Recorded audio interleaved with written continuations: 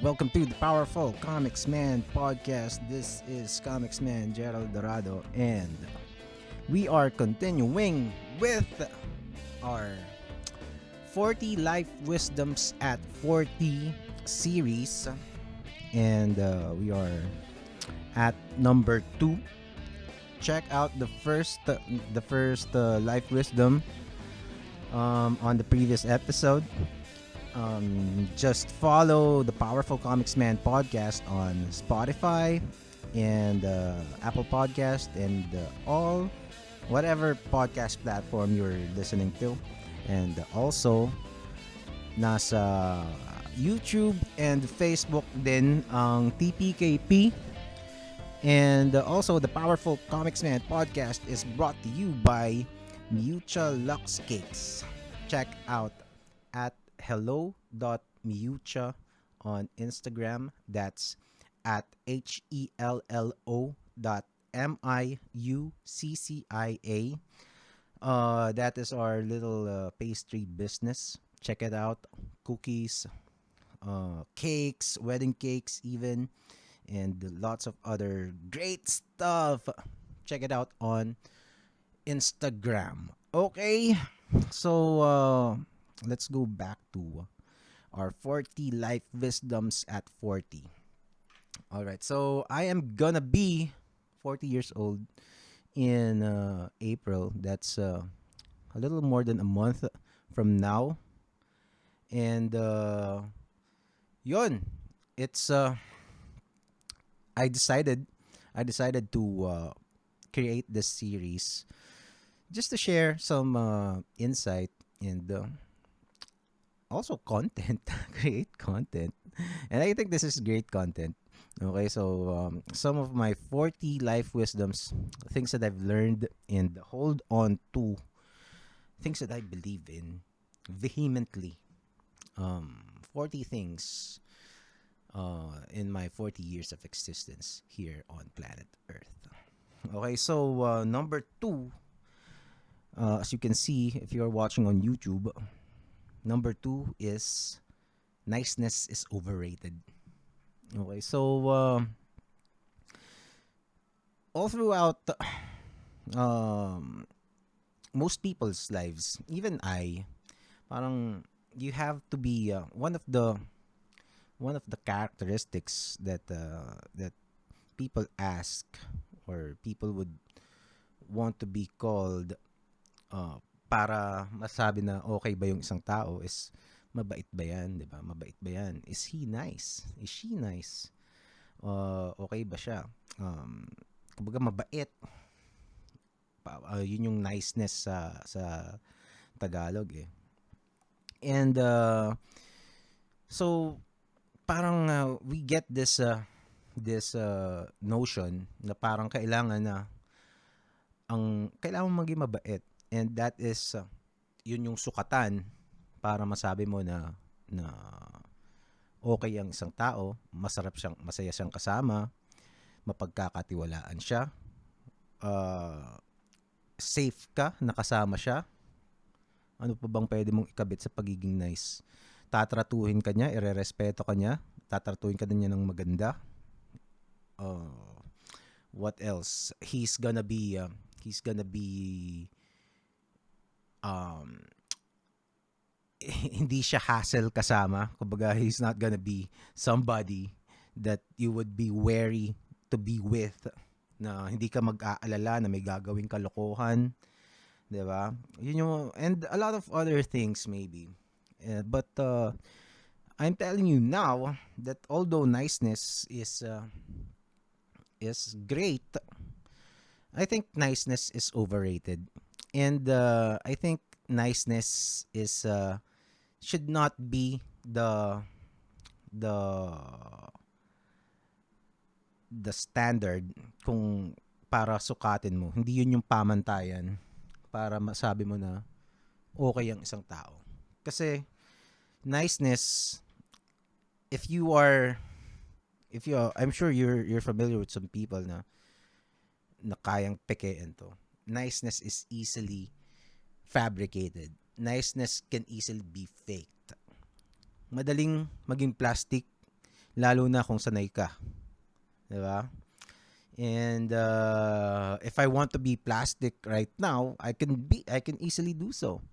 'Di ba?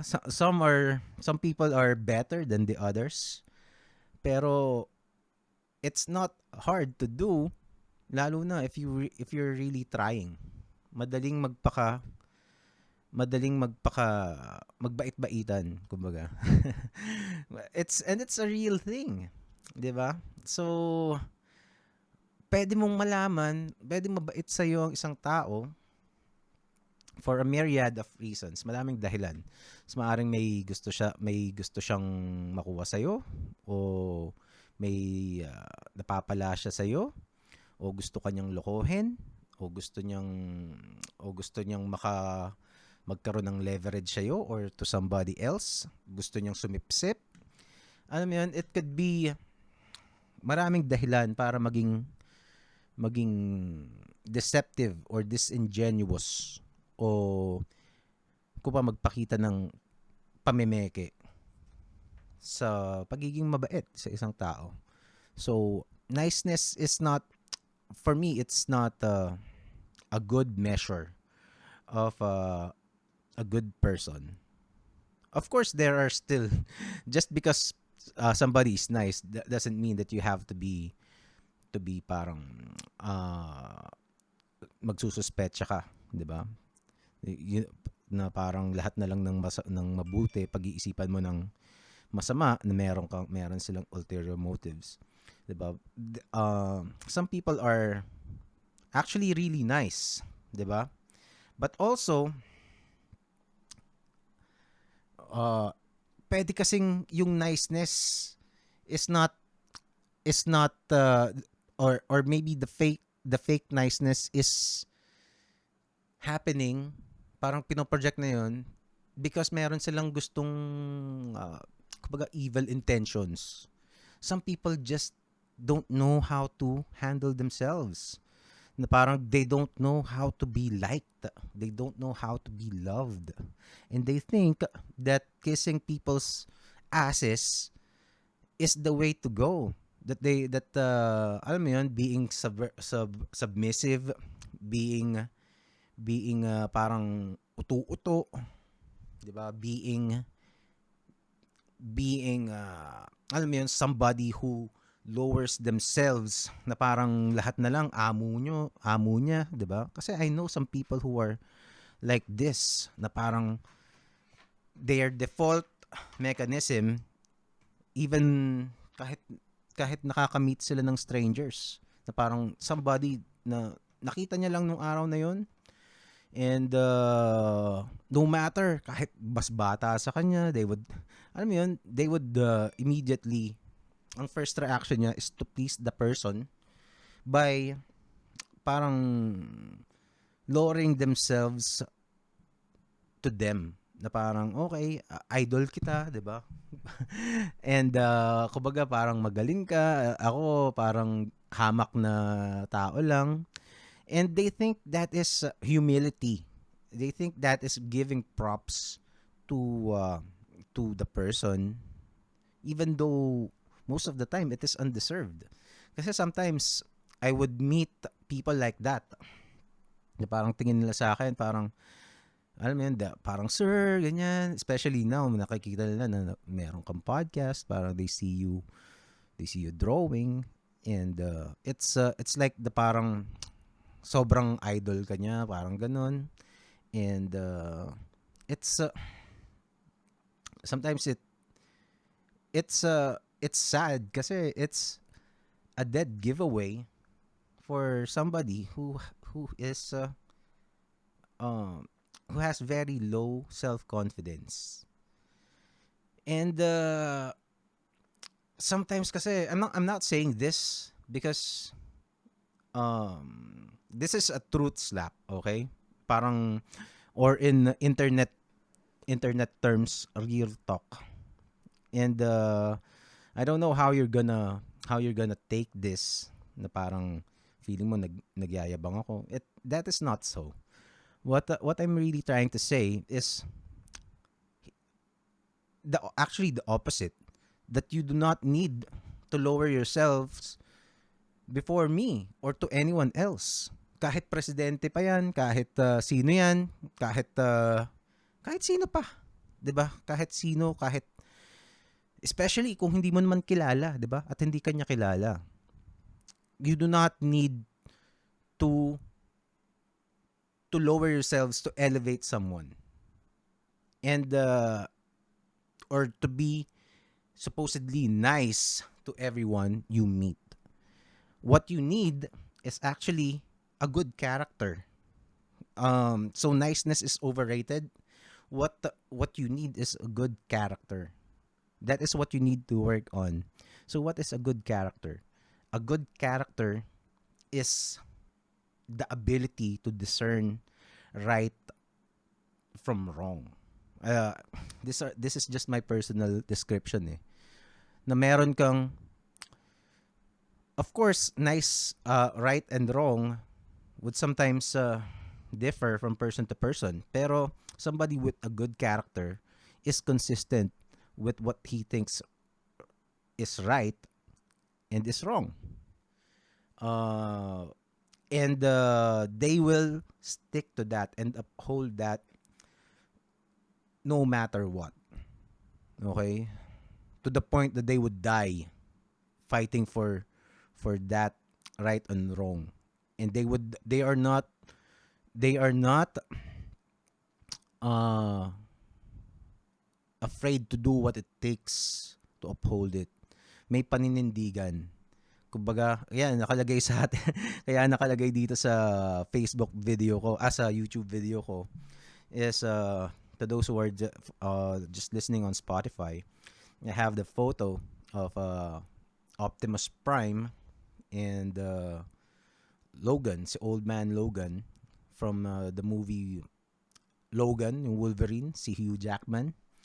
So that is the Wolverine. I think these two are two of the best fictional characters who kumbaga parang who are portraits of good characters.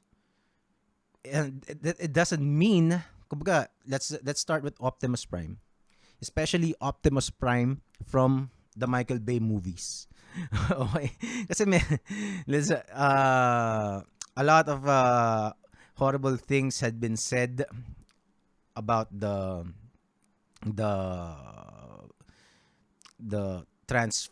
Transformers ni Michael Bay.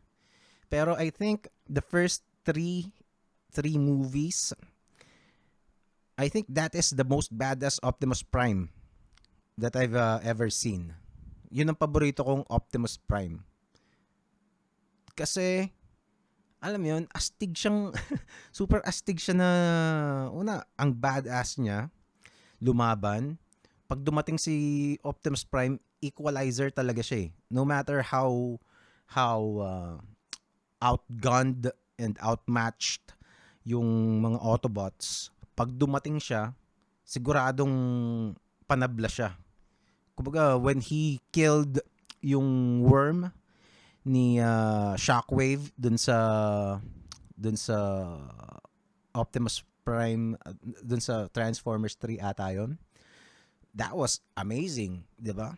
Kumbaga, he's just a little robot compared to dun sa worm, but he still managed to kill it, to defeat that monster.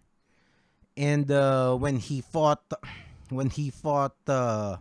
yung, I think still one of the best action scenes. Ano, say whatever you want about the Transformers, the Michael Bay verse. Ano nga ba? Bayformers. About the Bayformers movies. But alam mo yun, yung jungle fight ni Optimus, Megatron, Starscream, at saka yun, nalimutan ko yung pangalan ng isa, yung helicopter. That will always be a movie classic, 'di ba? That is amazing.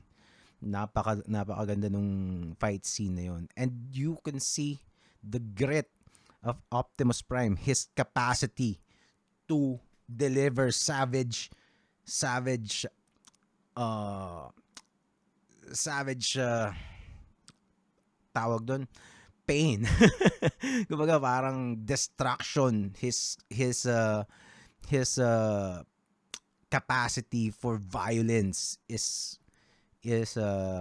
evident, but still you know that he's the good guy. You still, ano, alam mo yun? Well, he ripped the face open. Yung isa, yung helicopter, nalimutan ko pangalan niya, yung helicopter eh. He ripped the face open. So that is a very violent act. But still, you're rooting for him because you know that he is the good guy. And why is he the good guy? Even when he's ripping other beings' faces, it's because he stands for something. He's fighting for the human race, di ba? And that is character. He could easily just follow the Decepticons na mga kalahi niya, di ba? Which actually makes more sense. Pero si Optimus Prime, meron siyang paninindigan eh, na parang hindi, ito yung planeta, may mga nauna dito, sentient beings to, so we have to honor them. Hindi natin basta-basta pwedeng agawin tong planeta sa kanila. 'Di ba? And that is character. Hindi niya kailangang mag-kiss ass kay Megatron na parang, alam mo yun, kasi pwede naman silang he could avoid all of those pain kasi dun sa jungle fight na yun namatay siya eh, 'di ba? And he was killed violently, 'di ba? And when Optimus Prime dies, alam mo yun, it always you always get teleported to 1986 during the first Transformers movie na namatay siya. So it always has this extra kick every time you see Optimus Prime dies. But the thing, what I'm saying is, yun yung character niya, and that's what makes him likable. Ako meron akong I have an Optimus Prime. Ilan yung to those who are watching, ilan yung Optimus Prime ko dito sa studio. So actually he is one of my favorite, if not siguro top 5 favorite fictional character ko, si Optimus Prime. And also we have the Wolverine, di ba? Si Logan.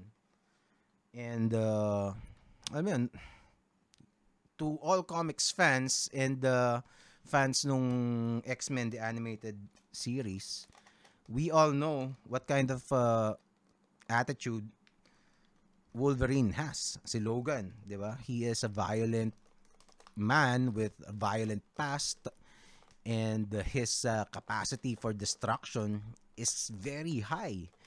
If you follow the comics, ano siya? Tawag dito?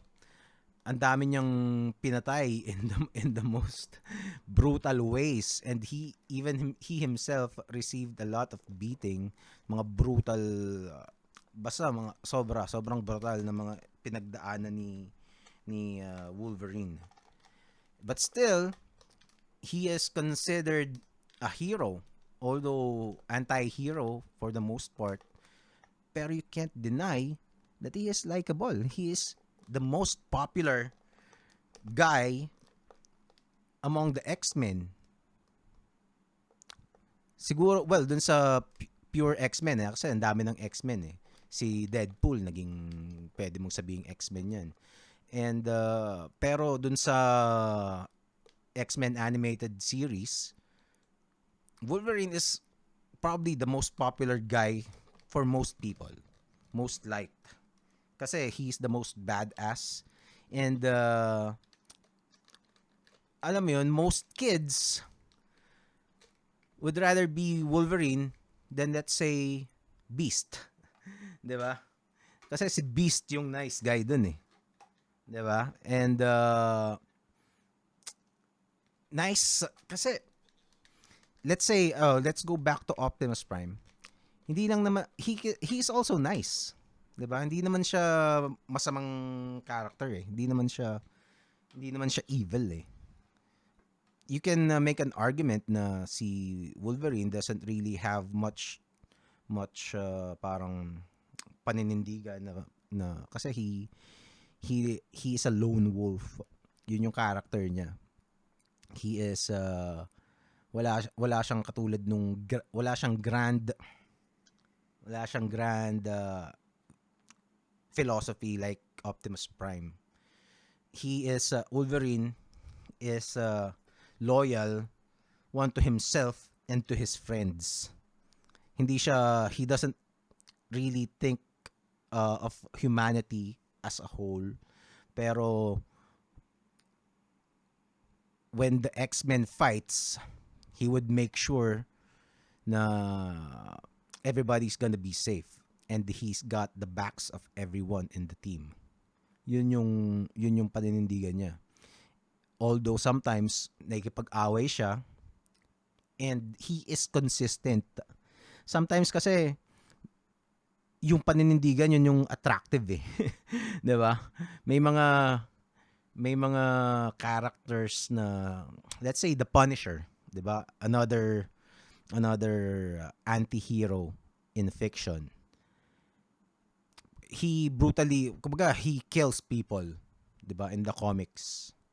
So he does kumbaga extreme measures to extract the revenge or whatever he needs to get from his enemies. But he's still a likable character kasi he's consistent, 'di ba? So having good character is being consistent at something, 'di ba? If you're gonna flip flop over and over kasi if you're gonna be fake nice, 'di ba? If you're gonna be fake nice, you will be nice to you're just putting up a face eh. Meron kang maskara and sometimes you remove that. And sometimes people will see you na hindi ka talaga ganun. That you're just putting up a mask. I have a friend dati he his thing is he wants to be known as somebody who is alam mo yun, maginoo, 'di ba? Maginoo na he's a ladies man na super respectful, super gentleman na alam mo yun, goody two shoes na sobrang prim and proper, 'di ba? Well, he's not a bad guy. He definitely isn't a bad guy. But he also goes into bars, 'di ba? Into girly bars and spends thousands of pesos every night, almost every night back in the day many years ago. Maybe he's not doing that anymore. Hopefully not anymore talaga. Pero alam mo 'yun, he's gonna show one side and then you see pagkalabas kasi sa office namin, ka-opisina ko yun eh. Sa opisina akala mo napaka maginoo, 'di ba? Ganun ang ano niya. Tapos ang nakakainis pa doon, sasawayin ka pa niya pag medyo alam mo yun, guys locker room talk. Ganun yung ano, sasawayin ka pa niya, sasabihin niya ano ka, bastos ka, 'di ba? Parang ganun. Tapos samantalang siya, everybody knows that he goes to girly bars at saka yung mga habits niya na ganun na alam mo yun. So it's very inconsistent. So what happened is lagi siyang inaasar, 'di ba? Lagi siyang ginagago, 'di ba? And hindi lang kami, pati yung mga babae dun sa girly bar na pinupuntahan niya, ginagago rin siya. So walang respeto sa kanya. Back that was back then. Hopefully he's gotten over that.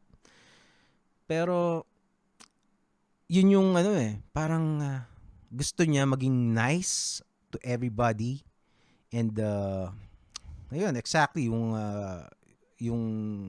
modus operandi niya is whenever he meets someone parang sir ganyan. That's why dinidiscourage ko lahat ng mga tao na alam mo yun calling not just me, everybody, anybody. Kumbaga kung hindi mo kilala, if he's not if the person is not let's say the mayor o na holding public office, may senador yan, presidente, or somebody who is very senior, kumbaga parang 60, 70, 80 years old, it's kumbaga, if it's your peer, wag mong tawagin na sir. Kasi it's it's kung if there's a, if there are people na walang hiya, 'di ba? And to somebody who's aware, that's a telltale sign of your lack of confidence, 'di ba? And alam mo 'yon, may mga taong magte-take advantage sa'yo if you're gonna be like that way. Kasi parang you just exposed yourself. Parang sir pala ha, sinasir mo ako ha. So it's dangerous for you. That's one. And also it feels disingenuous, 'di ba? Kung lahat isa-sir mo, ibig sabihin, sino yung nire-respeto mo na tunay? Kasi we've done that in our office before. Pag nagkakapikunan na kami parang, sir. 'Di ba? You just gonna use sir. O kaya hindi mo na gusto yung nangyayari. And it's become a mask, magiging fake niceness na yun, na parang just to avoid conflict, ganun na yun, you're just gonna resort to that kind of tactic, na parang, kunyari, nire-respeto kita. Kumbaga, it's okay to de-escalate, pero sometimes, maganda yung dine-de-escalate mo yung tension, lalo na kung wala namang kwenta yung pinagkakapikunan nyo. Pero you can't do that all the time. There would come a point that you would need to stand up for what you believe. And hiding in fake niceness will not resolve you anything. You have to be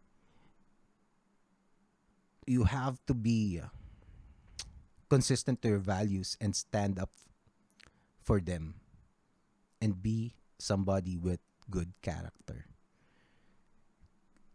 and accept the consequence, 'di ba? Yun yung kasi sometimes it's not gonna go well if you stand up for, let's say, Optimus Prime. He got his ass killed in that jungle fight.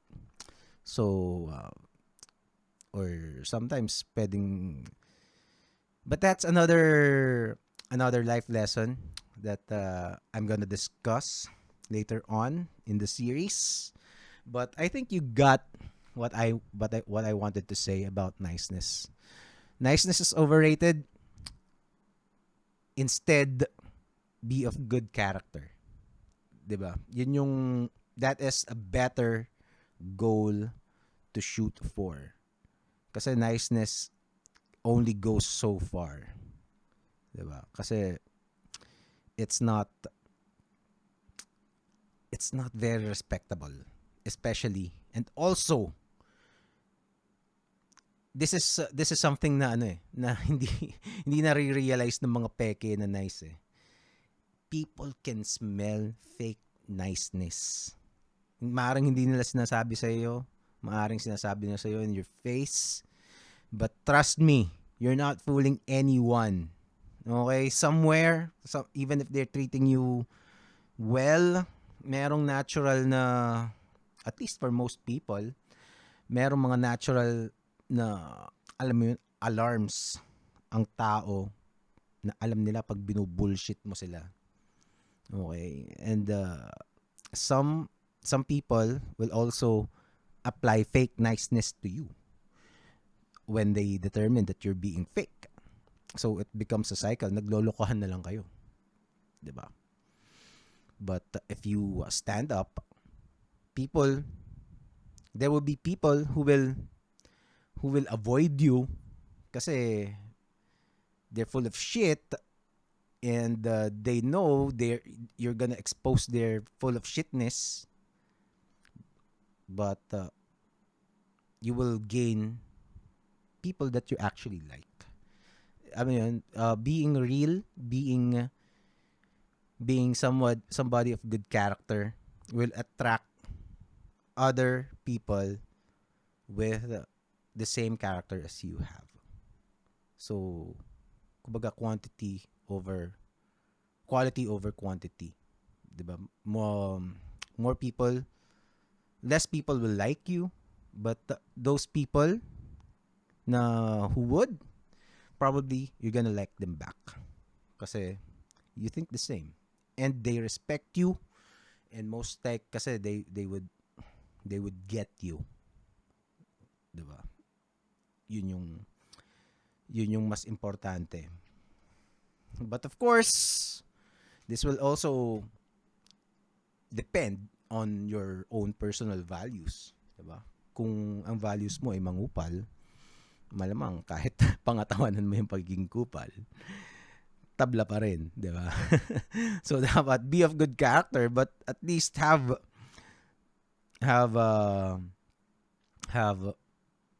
kumbaga maging decente ka rin naman.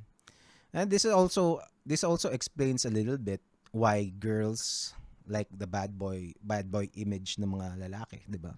Well, some girls at least. Kasi they see it as a character, and yung character na yun could express parang toughness and consistency, kasi consistency is important para it is important when it comes to people judging you on how you are, how you act. Okay, I think you got that. You got my point for number 2 in my 40 life wisdoms at 40. Sobrang haba na itong episode na to. Huwag na natin masyadong habain pa. There are ilan na ba? Number 2. So 38 more life wisdoms coming up in the following episodes. So like this podcast, share if you enjoy it. Tell about it to your friends, and follow the Powerful Komiksman podcast on Facebook and also in YouTube. And if you are a podcaster, we have a Discord server. Go to Pinoy Podcaster on Facebook. You will find the link there. Nandun yun sa cover image. Okay, maybe so there's an active community. Konti pa lang kami, pero hopefully we get more people in that server so we can talk about podcasting and other cool shit. All right. That's it. Niceness is overrated. Be of good character instead. Powerful Comicsman podcast. Bye-bye.